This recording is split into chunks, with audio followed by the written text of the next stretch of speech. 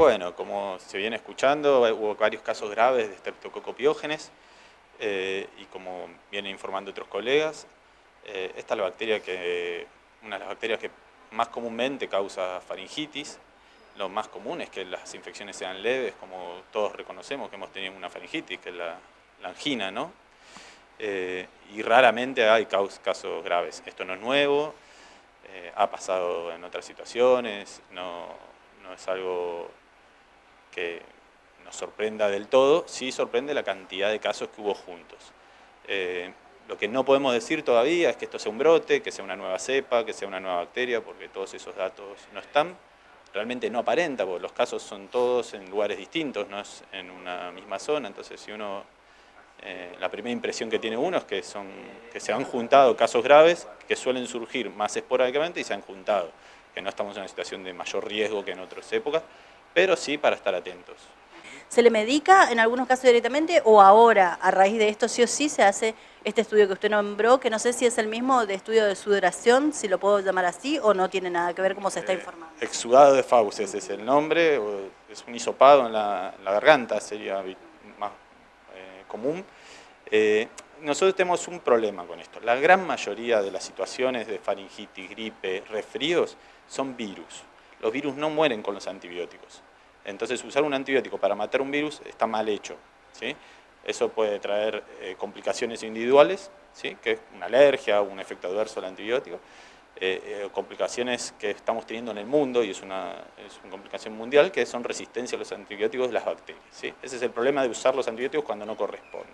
Entonces el ideal es, ante un cuadro de este tipo, hacer los estudios y confirmar que esto sea una faringitis por Streptococcus pyogenes, ¿se entiende? Y no por un virus. Cuando uno confirma esto con el exudado fauces, puede ser cultivo o el test rápido, ¿sí? Y cuando uno confirma, ahí lo trata. En general, los cuadros estos no son fulminantes. ¿Qué significa esto?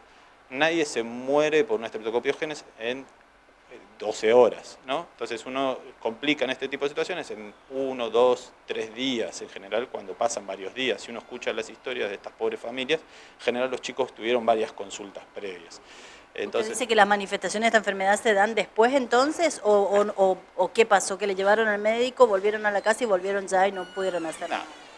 Las complicaciones graves ocurren varios días después. O sea, uno empieza con angina, como habitualmente uno le dice, que todos hemos padecido una angina, y la gran mayoría de las veces no se complica, todos vivimos y sufrimos una angina alguna vez, ¿no? Entonces, lo que uno tiene como médico, como recurso, ante la preocupación de una angina, es hacer el estudio. El estudio está, si es el test rápido, está en horas, si es el cultivo, está en 24 o 48 horas. Ante esto uno tiene ese tiempo prudencial que en general no se complica, las complicaciones aparecen, las complicaciones de las anginas aparecen o a los días o a las semanas, ¿sí? Entonces uno tiene ese tiempo prudencial para trabajar y estudiar al paciente. El problema grave es cuando el paciente no es contenido y aparece la complicación después. Los casos, cuando uno escucha lo que ha pasado con los chicos en Buenos Aires o el caso en Posadas, tuvieron 2 o 3 días antes de estar internados esos chicos con fiebre, con síntomas y con consultas.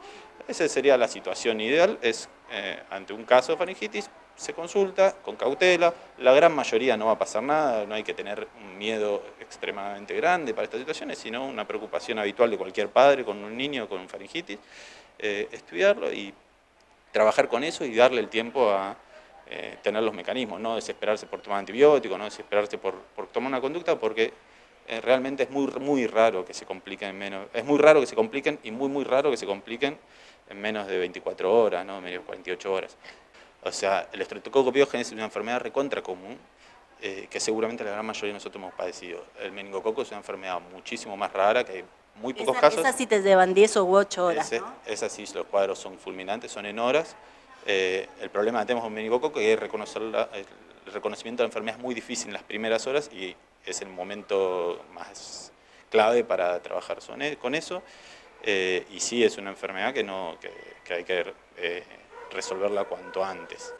Se pueden hacer cosas, se pueden tomar medidas. La medida habitual es la consulta al médico, el control, el seguimiento, que es importante, porque uno se va del médico y a veces cree que no puede volver, pero volver y controlar una enfermedad es clave.